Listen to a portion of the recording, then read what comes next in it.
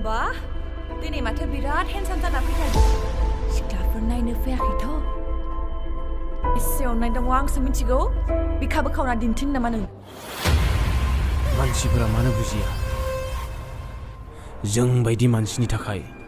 जोंनि हेंथा गसंग्रा मानसिखौ फोजोबस्रांनाया हेल' लोगोफोर दिनैनि मोनसे गोदान भिडिअनि गेजेरजों बयखौबो बरायहरबाय आसा खालामो भिडिअखौ जागायनायनिफ्राय लानानै जोबजासे नायलांगोन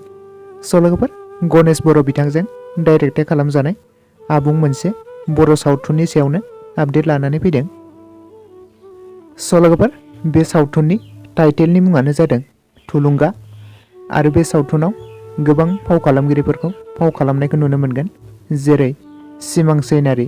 प्रियंका लाहारी मेन्डेला सोमावसार निरिबिलि सोमावसिं ब्रजेन लाइथुन आरो गोबां बर'नि आर्टिस्टफोरनि फाव खालामनायखौ नुनो मोनगोन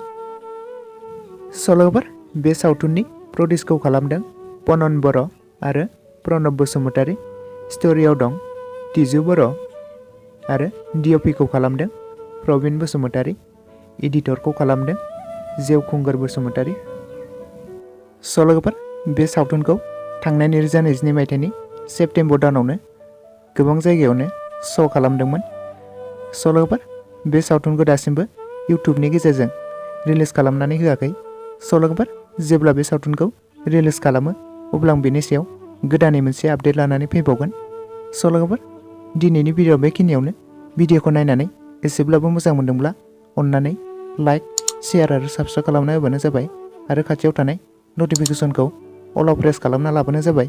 जाहाथे आं गोदान भिडिअ हगारोब्ला नोंथांनिसिम नटिफिकेसना सहैयो